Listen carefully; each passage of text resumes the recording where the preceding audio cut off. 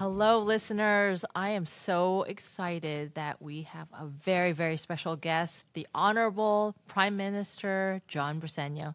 Thank you so much, Prime Minister, for joining. I'm so thrilled that you are able to join the Palmside Chat. Do you see the This is what we're calling the Palmside Chat because can you see it? Yes, I can. You're like, it's not the most beautiful palm tree in Belize. It's a start. It's a start, I know. But I wanted to start off to ask you, you're a politician. Do you consider yourself a diplomat? Not really. Actually, it's a true story. About a few months ago, my brother was telling me he was talking to some guy, and the guy was telling him, he says, does your brother always have to be so blunt? You know, sometimes when he asks me questions. But I try to be, like in everything, I try to be nice when I'm answering people. I try not to be rude, try to be polite. But I try to say the truth as best as I possibly can. Diplomats say the truth. They just decide not to say everything. Right. I had a great conversation with former Secretary of State Condoleezza Rice. That must have been interesting. Oh, it's great. It was a great conversation about the power of diplomacy and the role it plays in building relationship between the United States and our partners. Belize and the United States has a very close, strong relationship, and it goes all the way back to 1847, and when we opened the first consulate in 1847. In your opinion, what makes this relationship so unique? There is the obvious, but let me start with this, something that struck me. That we both have a shared history, that we are both colonies from Great Britain. So that in itself already have something that says about why is it that we can have such a great relationship.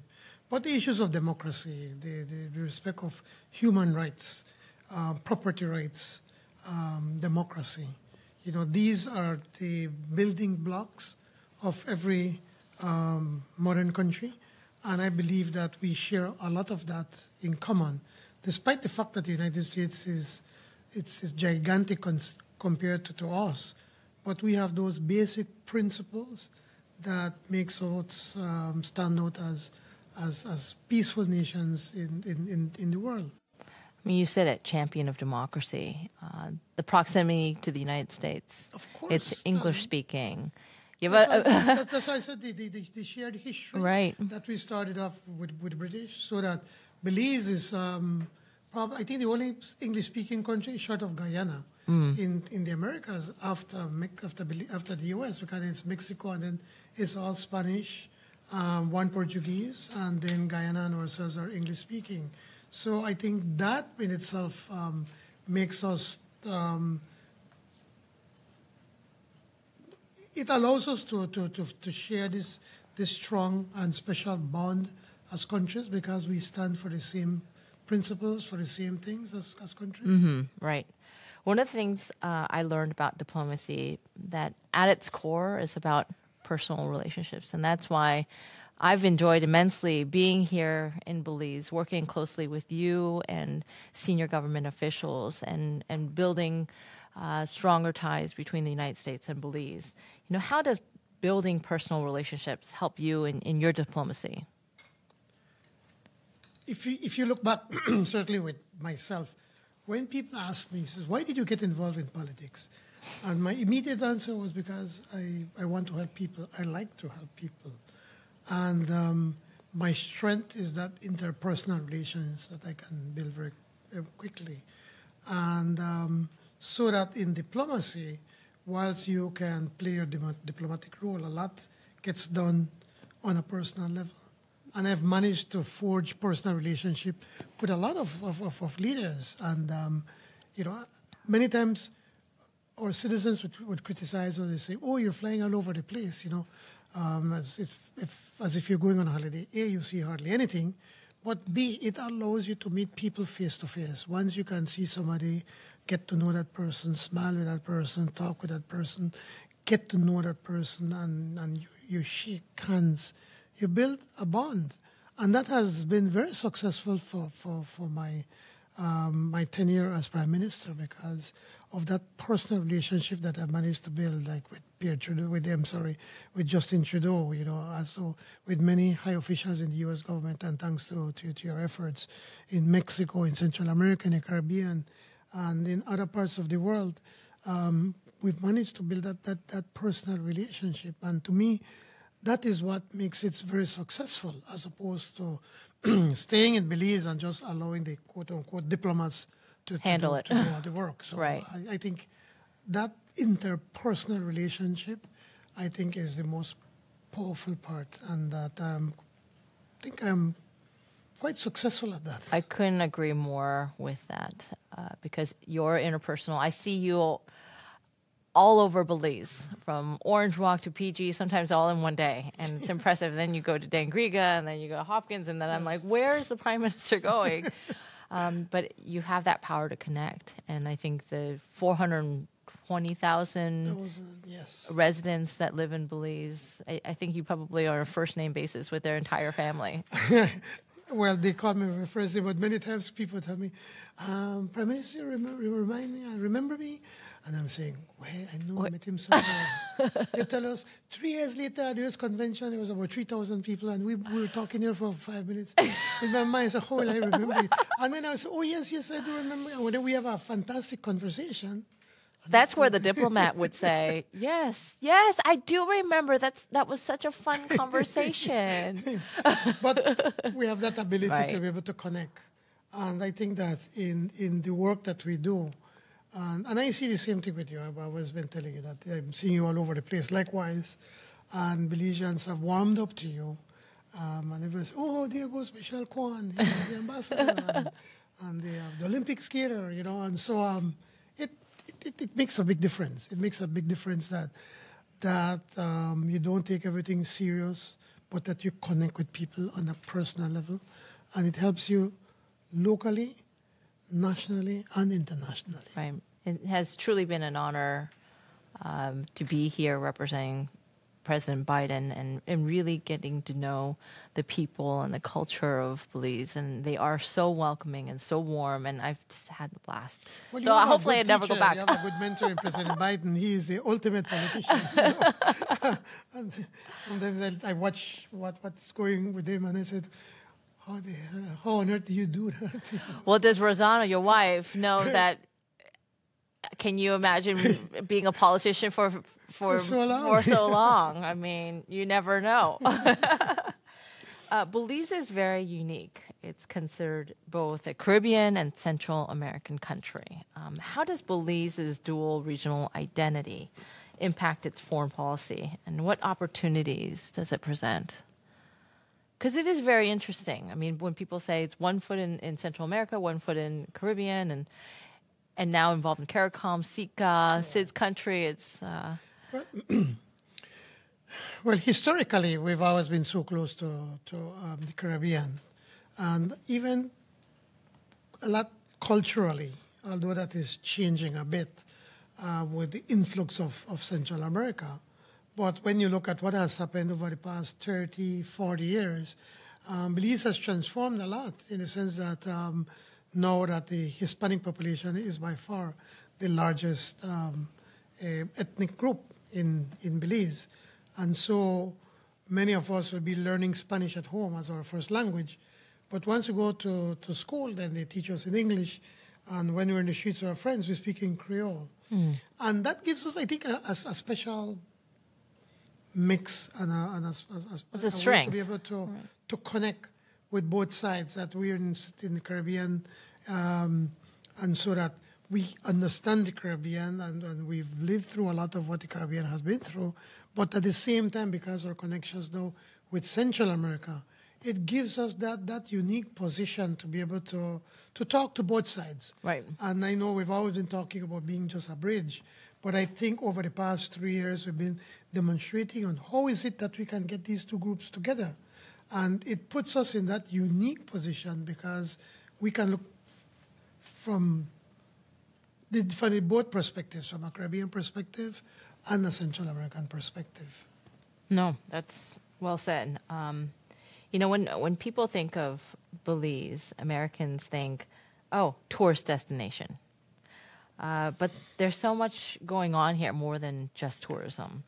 Can you speak a bit about Belize's economic development plans, and in particular, its strong connections to the United States economy?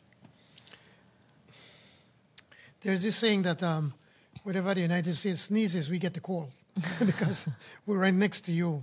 And most of the investments that we have in Belize are from Americans by far. But I think we offer so many opportunities in Belize. And yes, it's easy to look at Belize as tourism because of the natural wonders that we have in Belize, from the 3 atolls, out of 4 atolls in the Western Hemisphere. We have 3. We have the Blue Holes. We have countless Mayan temples, or reserves, or marine reserves, or land reserves. I mean, there's so much that you can find in such a very small space. As I try to explain to Americans, imagine the state of Massachusetts with 400,000 people. That's Belize. But with these unique opportunities, I mean, apart from tourism, for instance, we have a very young population. We watch American TV. We're taught in English. So it is easy for us to pick up an accent that Americans can understand. And so that we have a lot of opportunities with the BPOs, or the so-called call centers. And now the call centers are noticing that because we have a young population, we're easily trainable.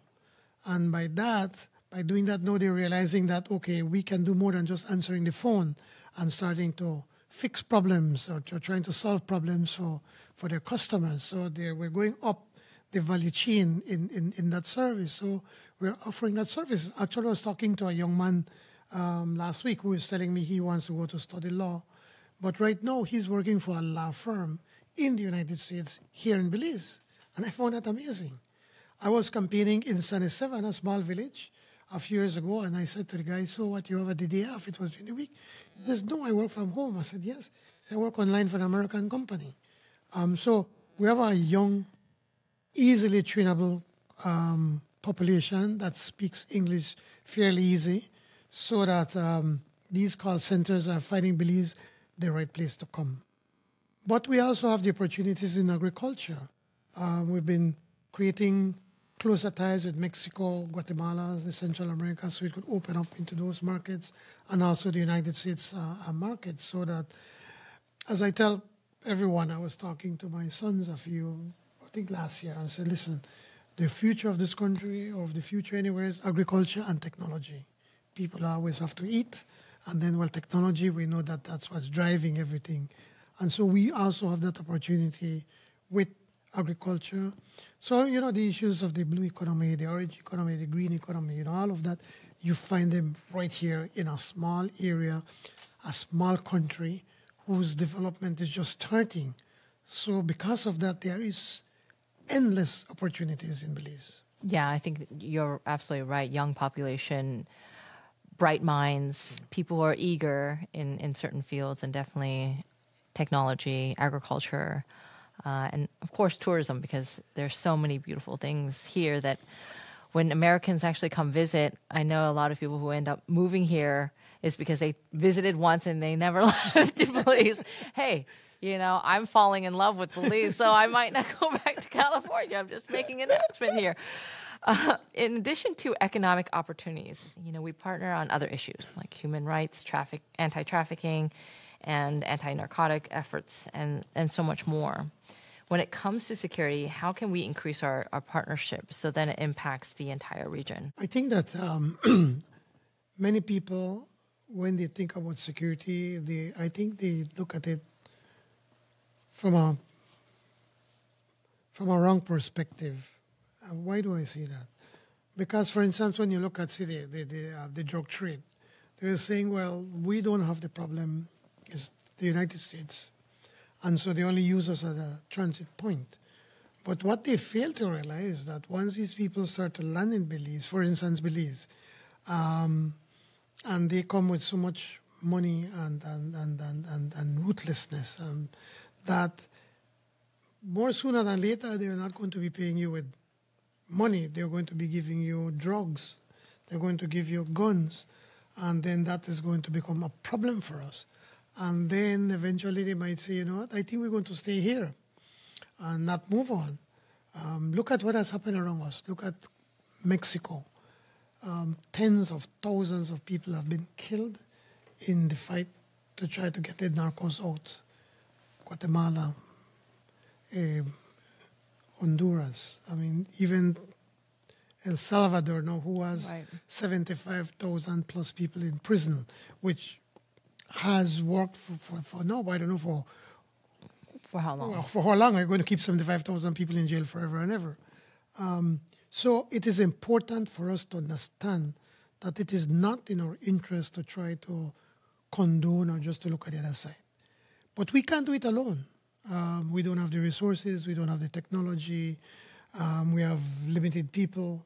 So it is important for us to partner with the region. We are partnered with Mexico, with Honduras, and even Guatemala, Honduras, and even Mexico in trying to track these planes. But our closest partner is the United States.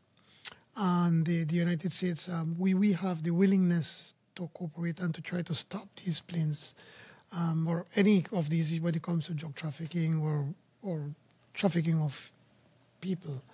But we don't have the technology, and this is where the United States can help us with the technology, you can help us with the intelligence, you can help us with the equipment, because in Belize you have a willing partner, because we understand what repercussions this could have to Belize.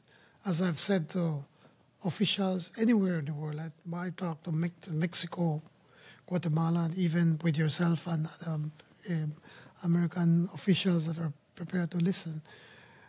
We need help now, especially now that we're starting to hear about some trying infiltrations from the cartels, the Caborca cartel from up north.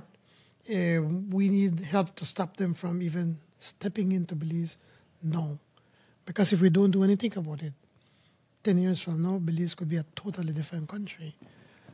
And when you look at what we have right now, you look at Honduras, Guatemala, Nicaragua, even Costa Rica has always been the bastion of democracy in Central America, having many, many internal problems. Panama. Belize is this haven of peace and democracy when you look around. And we need to do everything possible to keep it that way. And we cannot wait until we have big problems to try to solve it. We need to deal with it now. That is why we have been putting a lot of emphasis, a lot of interest in, one, education, to be able to educate our young people, and also to educate them in such a way that they can have the tools to be able to succeed in the new economy, the economy that's coming, and at the same time to be able to work on our economy, to be able to continue to bring more investments and to be able to create more opportunities for people, to create more jobs for them. Because once we do that, then there's no need to be able to go into a life of crime. Right? And I think, if you allow me to mention, it's important to put my appreciation to the Millennium Channel Millennium Challenge Corporation, the MCC, through the U.S. government that have been working with us in Belize and working with us on education and how to transform education, how we can work with the teachers to ensure that we can teach our children well so that they can come out with the proper tools to be able to succeed. So it has to be with education, and it has to be with the economy, and to ensure that we live in a peaceful country. Right. Well, Prime Minister Briceño, I really appreciate it. I think that the leadership has been the reason why the country is moving forward in this direction, and it's through your policies, also the partnerships to address challenges collectively. I think the Millennium Challenge Corporation Compact, as you said, is an incredible thing to identify hinders of economic growth and to focus on empowering the next generation, the kids, right, the young people of this country, and to make sure it continues to prosper and thrive like it is right now. So I thank you so much, Honorable John Briceño, Prime Minister, for joining the Palmside Chat. I have to end by asking one last question, and this is sort of a fun question. Is it a trick question? It's not a trick question, but we are in the planning stages for upcoming podcasts. So what would you like us to focus on when it comes to Belizean culture? Like, should we do food, like rice and beans, stewed chicken, escabeche? Like, what? I mean, what? You forgot the tacos. The orange walk tacos, yes, mouth-watering. The tacos. It's a little spicy, though. It's a little spicy. Yeah, it's a little spicy. But music, what should I do? What should we do? I would start off by food, because when people visit Belize, and I always say this, people don't come to eat at McDonald's. They want to. There are no McDonald's, by the way. No, there's no McDonald's in Belize. But they want to taste different kind of foods, and everywhere in the country, there's different types of foods that you can do. And you've been to one of our events when we have these big events and foreign affairs. And on one night we have the different types of foods, from the Garifuna foods, yes, Creole rice and beans, and the escabeche and the tacos. You sold me. You sold me on an episode. That's it. It's so great. It's so wonderful. But actually, I must tell you that presently I met with Yasser Musa and Ivan Duran. They're working on the Belize Music Project. It's very interesting, fascinating in trying to compile all the music that they can get their hands on. And the first recording that they got was one in 1927, somewhere around.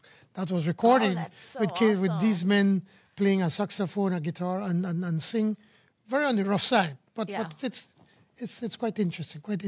Oh, fantastic! Well, we will definitely do a food and a music podcast on episode for this, because you can't experience Belizean culture without the food and the fabulous music and the people. So, thank you so much, Prime Minister Briceño, for joining the Palmside Chat, and we'll talk soon. Thank you so much. Certainly, a pleasure and quite enjoyable. Actually, I thought you were going to grill me more. But it was a good one. Oh, thank you. Thank you.